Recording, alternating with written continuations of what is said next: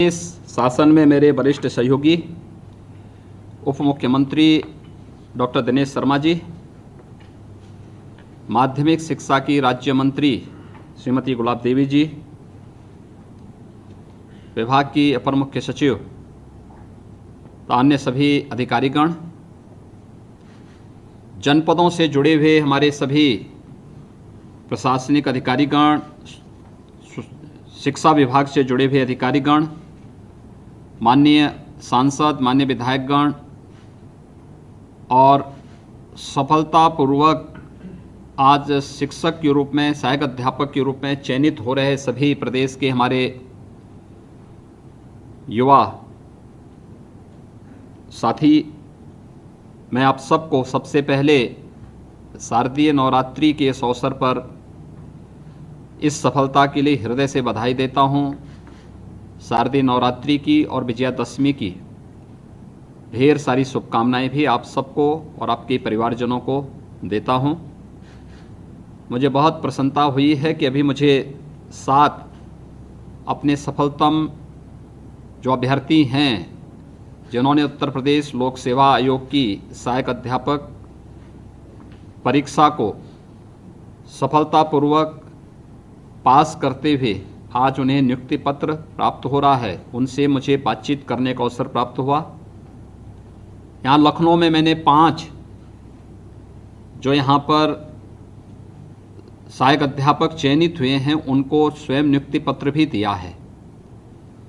और जो ऊर्जा उनके पास है, जो उत्साह है, ये ऊर्जा, ये सकारात्मक ऊर्जा और ये सकारात्मक उत्साह ही वास्तव में समाज की सही ताकत है।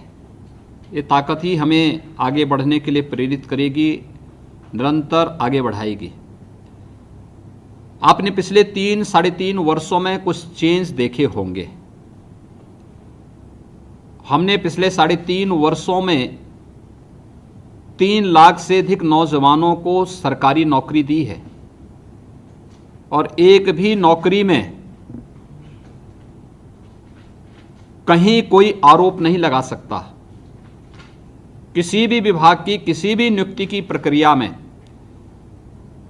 जो 2017 अप्रैल 2017 के बाद से प्रारंभ हुई है, उसमें कहीं कोई उंगली नहीं उठा सकता, क्योंकि यही हमारी सबसे बड़ी पूंजी है कि हम प्रदेश के अपने युवाओं को पूरी ईमानदारी के साथ, पूरी शुचिता और पूरी पारदर्शी तरीके के साथ उनके चयन की प्रक्रिया को पूरा करते हुए नियुक्ति की प्रक्रिया के साथ जोड़ सकें और उन्हें यथायोग्य सेवा का अवसर शासन की व्यवस्था में, विभागों में दे सकें। 3 लाख से अधिक नियुक्तियां अब तक हम कर चुके हैं और पिछले 6 महीनों के दौरान, कोरोना कालखंड के दौरान इसमें सुस्ती आई थी, लेकिन पिछले 1 महीने से प्रक्रिया फिर हमने तेज की है।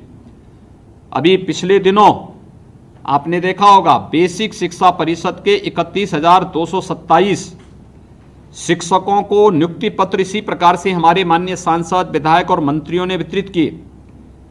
और आज मैं माध्यमिक शिक्षा के माननीय मंत्री, उप मुख्यमंत्री डॉक्टर दिनेश शर्मा जी को, श्रीमती गुलाब देवी जी को, विभाग की अपर मुख्य सचिव और विभाग के अन्य सभी अधिकारियों को इस बात के लिए हृदय से धन्यवाद देता हूं कि आज 3,317 चयनित शिक्षकों को नियुक्ति पत्र देकर के माध्यमिक शिक्षा के विभिन्न विद्यालयों में जो रिक्तियां थी उनको भरपाई करने और पठन पाठन का एक बेहतर माहौल मिल सके, इसके लिए उन्होंने इस प्रक्रिया को तेजी के साथ आगे बढ़ाया है। तकनीक हमारे जीवन में कितना परिवर्तन ला सकती है, हमने यद्यपि अपने सामान्य जीवन में इसको महसूस किया होगा, लेकिन कोरोना कालखंड के दौरान बहुत नज़दीक से हम लोगों ने इसकी ताकत को जाना है, पहचाना है। खासतौर पर इस दौरान जिस तेजी के साथ कार्य हुआ है, चाहे वह योजनाओं का लाभ गरीबों तक देने का रहा हो। कोई सोच सकता था अगर 2 करोड़ किसानों को प्रधानमंत्री किसान सम्मान निधि का लाभ देना होता तो एक तो इसके लिए समय खर्च करना पड़ता, इतने मैन पावर कहाँ से हम लोग लेके आते। दूसरा, पैसा जब आप मैनुअली देंगे तो उसमें बीच में कुछ ना कुछ मीडिएटर तो घुस ही जाएंगे। प्रधानमंत्री मोदी जी ने जनधन अकाउंट खोला। जनधन अकाउंट का लाभ क्या मिला कि एक बटन दबाया, 2 करोड़ लोगों के खाते में प्रधानमंत्री किसान सम्मान निधि का लाभ पहुंच गया। हमने 87 लाख गरीबों के खाते में, वृद्धजन, निराश्रित महिलाएं, दिव्यांगजन, इनके अकाउंट में इनकी पेंशन की एडवांस राशि और कोविड के दौरान भरण पोषण की अतिरिक्त राशि देने की एक प्रक्रिया प्रारंभ की। एक क्लिक में सभी 87 लाख लोगों के अकाउंट में पैसा पहुंच गया। ऐसे ही अन्य कार्यों के लिए भी हम लोगों ने टेक्नोलॉजी का उपयोग किया और माध्यमिक शिक्षा ने, बेसिक शिक्षा ने, तकनीकी शिक्षा ने, प्राविधिक और व्यावसायिक शिक्षा ने इस तकनीक का उपयोग करते हुए ऑनलाइन शिक्षण का कार्यक्रम भी इस दौरान तेजी के साथ आगे बढ़ाया। इसका परिणाम था कि 7 महीने से स्कूल कॉलेजेस बंद हैं, लेकिन ज्यादातर बच्चे ऑनलाइन शिक्षा के साथ जुड़ करके अपने पाठ्यक्रम को दोहराते हुए दिखाई देते हैं। इस दौरान मैंने अलग अलग तबके के लोगों से बातचीत किया। मैं जब भी किसी बच्चे से बात करता था, किसी युवा से बात करता था, तो मुझे तत्काल वहां से बात आती थी कि साहब अब हमारा ऑनलाइन क्लास की समय हो गया, अब इस समय नहीं, हम बाद में बात करेंगे। मुझे अच्छा लगता था क्योंकि मैं तो जानबूझ के फोन उसी समय करता था कि ये लोग वास्तव में क्लास अटेंड कर रहे हैं कि नहीं कर रहे हैं। लेकिन मुझे अच्छा लगता था कि वह अपनी ऑनलाइन क्लास के लिए छोटे बच्चे हों या फिर यूजी पीजी वाले छात्र हों, सभी ने इसमें रुचि ली और बेहतर तरीके से विभाग के इस अभियान को आगे बढ़ाने में मदद मिली। और अब हम लोगों ने इस तकनीक का उपयोग चयन की प्रक्रिया को पारदर्शी तरीके से आगे बढ़ाने, उन्हें नियुक्ति पत्र प्रदान करने और नियुक्ति पत्र के साथ साथ उन्हें कौन से विद्यालय का चयन होना है, अब इसमें पिक एंड चूज नहीं होगा। इसमें मेरिट के आधार पर उन्हें वे विद्यालय उपलब्ध होंगे जिसका वह हकदार बनता था। वे विद्यालय ईमानदारी से उसे प्राप्त हो जाएंगे। और आज 3,317 से अधिक सहायक शिक्षकों के चयन की प्रक्रिया उसी पारदर्शी प्रक्रिया का हिस्सा है। आपने उत्तर प्रदेश लोक सेवा आयोग का नाम बहुत सुना होगा। 2014-15 में तो उत्तर प्रदेश लोक सेवा आयोग का नाम कुछ अन्य कारणों से जाना जाता था, लेकिन आज पिछले 3 वर्ष के दौरान निरंतर सुधार करते करते करते आज आप देख सकते हैं कि हर छात्र एक विश्वास के साथ लोक सेवा आयोग की परीक्षाओं पर विश्वास कर रहा है। हमारे माध्यमिक शिक्षा चयन आयोग की परीक्षाओं पर विश्वास कर रहा है। उच्चतर शिक्षा चयन आयोग या अधीनस्थ सेवा चयन आयोग की या बेसिक शिक्षा या पुलिस की भर्ती की प्रक्रिया के साथ पूरा विश्वास कर रहा है। कल मैं पश्चिमी उत्तर प्रदेश में था और पश्चिमी उत्तर प्रदेश में मुझे 2017 के पहले कई बार सड़क से जाने का अवसर प्राप्त हुआ था, तो मैं अक्सर देखता था सुबह के समय या शाम के समय सड़कों पर बड़ी संख्या में नौजवान दौड़ते थे और प्रैक्टिस करते थे। मैं अक्सर गाड़ी रोक करके उनसे पूछता था कि भाई क्यों दौड़े हो? कहते साहब कभी पुलिस की भर्ती निकलेगी, हम भी भर्ती होंगे। लेकिन जब भर्ती नहीं होती थी तो मैंने उन नौजवानों में निराशा भी देखी थी। और कल फिर मुझे वहां पश्चिमी उत्तर प्रदेश के अंदर विभिन्न जनपदों में जाने का अवसर प्राप्त हुआ था। मैं देख रहा था वे युवा कितने उत्साह से भरपूर थे। हर एक के मुंह पे एक बात थी कि साहब अब हमारे यहां भी हर एक युवा पुलिस की भर्ती हो, शिक्षकों की भर्ती हो या किसी भी शासकीय भर्ती हो, उसकी योग्यता के अनुसार उसे स्थान प्राप्त हो रहा है। इसमें कोई भेदभाव किसी के साथ नहीं हो रहा है और बड़ी संख्या में लोगों का चयन हो रहा है। 3 लाख की भर्ती जो पहले चरण में हमारी संपन्न हो चुकी हैं, इस सफलतापूर्वक शासन के विभिन्न विभागों में अपना योगदान दे रहे हैं। और इधर हम लोगों ने फिर से जो प्रारंभ किया है 31,227 बेसिक शिक्षा परिषद के शिक्षकों के चयन के बाद आज 3,317 सहायक अध्यापक माध्यमिक शिक्षा से जुड़े हुए विद्यालयों के लिए चयन की प्रक्रिया पूरी सफलतापूर्वक आज यहाँ पर ये नियुक्ति पत्र हमारे माननीय जनप्रतिनिधियों के द्वारा, माननीय मंत्रियों के द्वारा, माननीय सांसद, माननीय विधायकों के द्वारा अपने अपने जनपदों में उपलब्ध करवाने का कार्य हो रहा है। मैं इस अवसर पर सबसे पहले सभी चयनित जितने भी अभ्यर्थी हैं, इन सबको मैं हृदय से बधाई देता हूं, अपनी शुभकामनाएं देता हूं। देखिए, बहुत बड़ा गुरुतर दायित्व आपके ऊपर आ रहा है। देखिए, शिक्षक, हम हमेशा इस बात को कहते हैं कि एक शिक्षक वह शासन का कर्मचारी नहीं हो सकता, वह शासन का एक या समाज का नौकर नहीं हो सकता, वह समाज का मार्गदर्शक है। लेकिन मार्गदर्शक बोलने से नहीं काम चलेगा, इसके अनुरूप हमें स्वयं अपने आचरण से, अपने कृतित्व से उस प्रकार का व्यक्तित्व हमें स्वयं बनाना पड़ेगा और उस व्यक्तित्व के निर्माण की प्रक्रिया के साथ आप सभी चयनित शिक्षकों को जुड़ना पड़ेगा। देखिए, कोई संस्थान नाम तब कर सकता, मुझे याद है बेसिक शिक्षा परिषद की घटना है, हमारे एक जनपद में मैं ऐसे ही समीक्षा बैठक के लिए निकला था। मुझे एक जिलाधिकारी ने शिकायत की कि साहब हमारे यहाँ एक विद्यालय है और इस साल, पिछले साल वहाँ 35 बच्चे रह गए थे, अगले साल इस मुझे लगता है नए सत्र में उसको बंद करना पड़ेगा, क्योंकि अगर हम जो बच्चे कम जहाँ हो चुके हैं वहाँ पर उन्हें बंद करते हुए इन शिक्षकों को दूसरे विद्यालयों में अटैच कर लेंगे तो हमें शिक्षकों की कमी हमारी पूरी हो जाएगी। तो मैंने कहा आखिर बच्चे कम क्यों होते गए? तो उन्होंने कहा साहब पढ़ने पे रुचि नहीं लेना चाहते हैं बच्चे।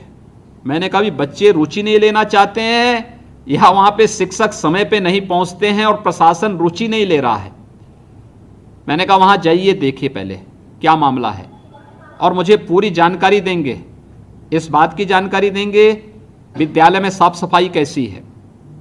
ऐसा तो नहीं कि विद्यालय में बड़े बड़े पेड़ उगे होंगे, अंदर घास जमी होगी, गंदगी होगी, बालक बालिकाओं के लिए शौचालय नहीं होंगे, पेयजल की व्यवस्था नहीं होगी, शिक्षक समय पे आते नहीं होंगे, कभी भी कोई शिक्षा विभाग का अधिकारी, कोई प्रशासनिक अधिकारी वहां जाकर के उस विद्यालय को ठीक करने की दिशा में चिंता कर सकें, इसके बारे में कोई चिंता किसी ने नहीं की होगी।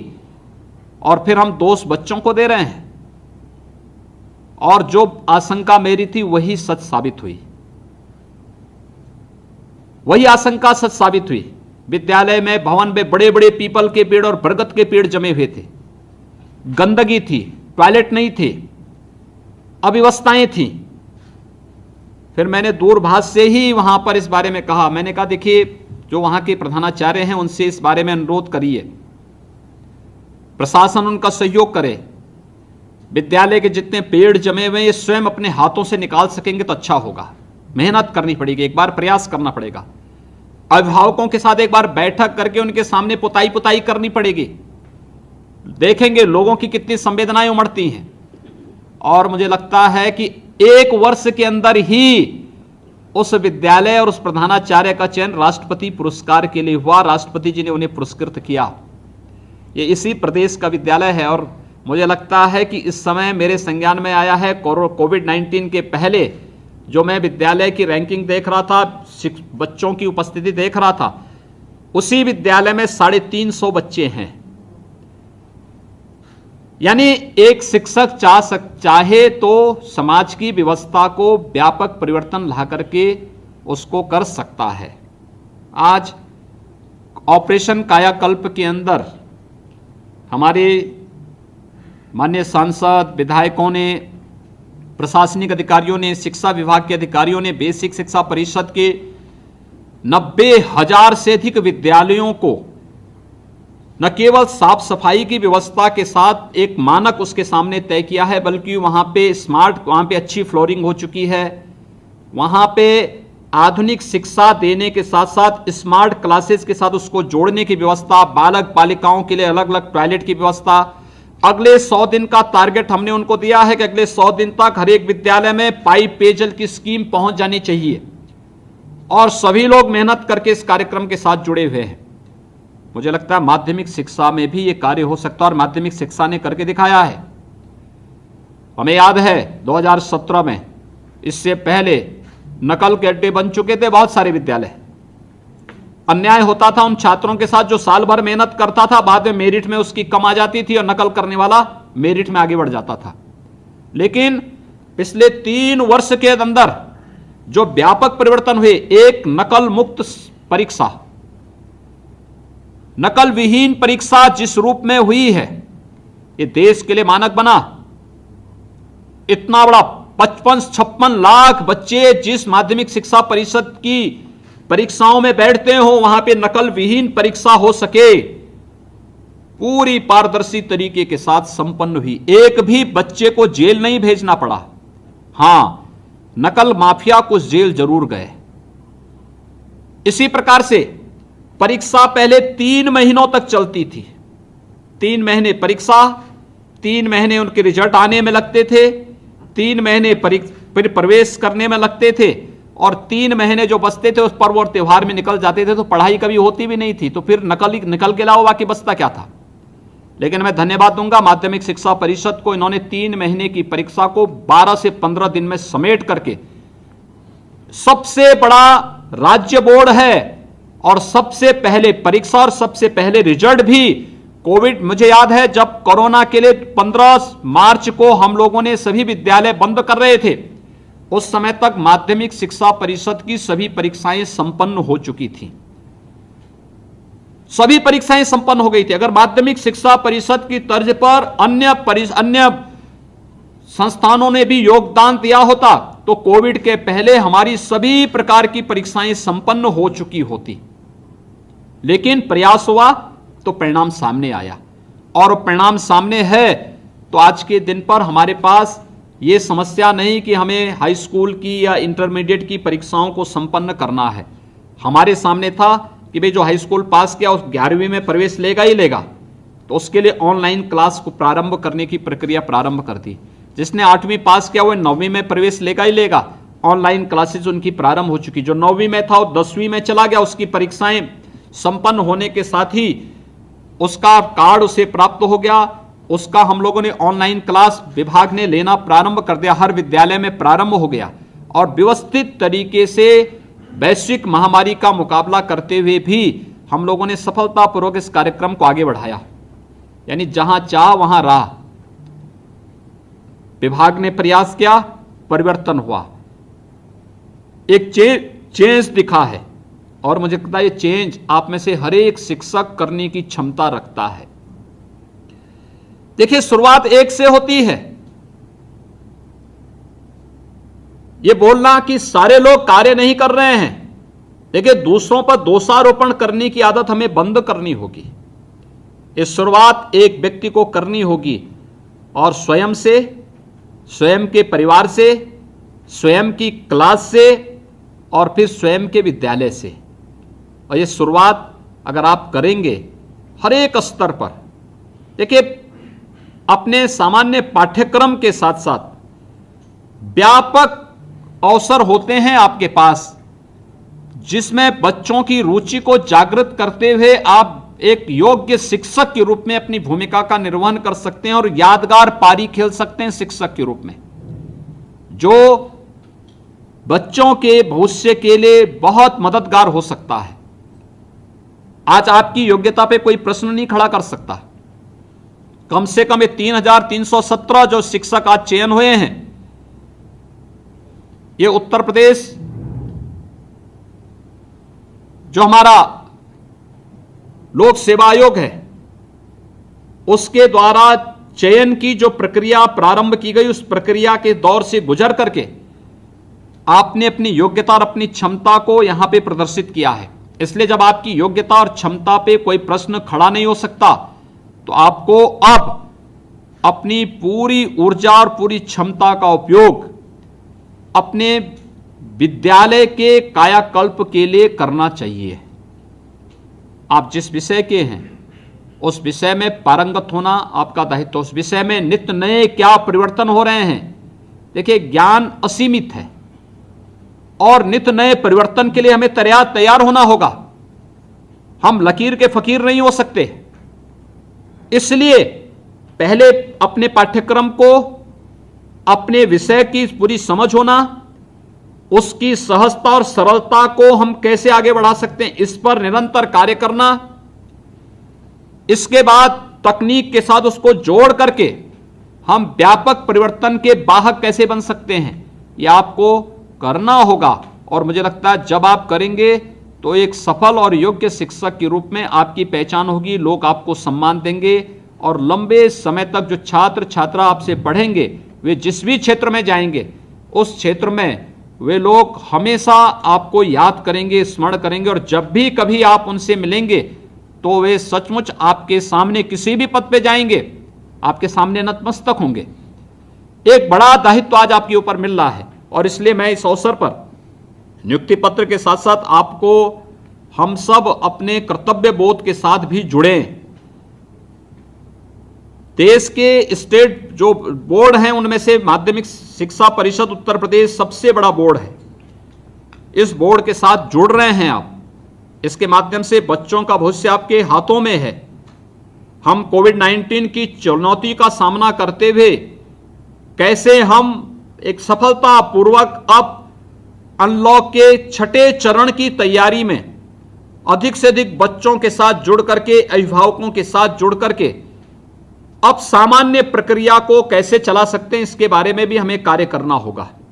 और खासतौर पर जो प्रधानमंत्री जी ने 3 दिन पहले राष्ट्र के नाम संबोधन में जो बात कही कि जब तक कोई वैक्सीन और दवा नहीं आ जाती, बचाव ही सर्वोत्तम उपाय है। और बचाव ही सर्वोत्तम उपाय में मुझे लगता है कि 2 गज की दूरी और मास्क जरूरी का पालन करते हुए अगर हम अपने पठन पाठन की प्रक्रिया को अब आगे बढ़ा सकें तो मुझे लगता है कि इस शिक्षा के लिए भी, बच्चों के लिए भी, शिक्षक के लिए भी और शिक्षा जगत के लिए भी अब ये सबसे सुनहरा अवसर होगा।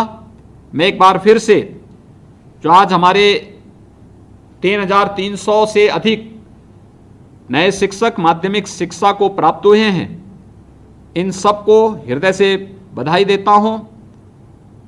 हमारे माननीय जनप्रतिनिधियों के द्वारा इन्हें अपने अपने जनपदों में कुछ नियुक्ति पत्र प्रदान किए जाएंगे, बाकी अन्य को ऑनलाइन वे अपना नियुक्ति पत्र ले सकते हैं।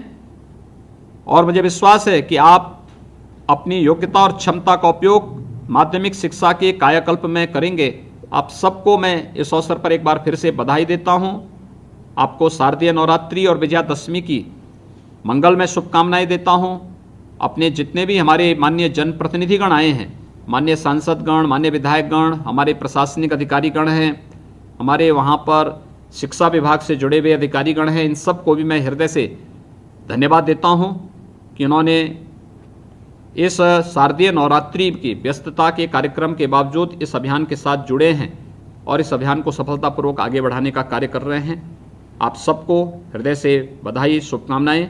माध्यमिक शिक्षा परिषद और यहाँ पे अपने उप मुख्यमंत्री और विभाग के मंत्री डॉक्टर दिनेश शर्मा जी, राज्य मंत्री श्रीमती गुलाब देवी जी को और विभाग के अपर मुख्य सचिव समेत सभी अधिकारियों को भी इस कार्यक्रम को सफलतापूर्वक संचालन करने और कार्यक्रम को आगे बढ़ाने के लिए हृदय से धन्यवाद देते हुए आप सबके प्रति मेरी शुभकामनाएं। धन्यवाद। जय हिंद।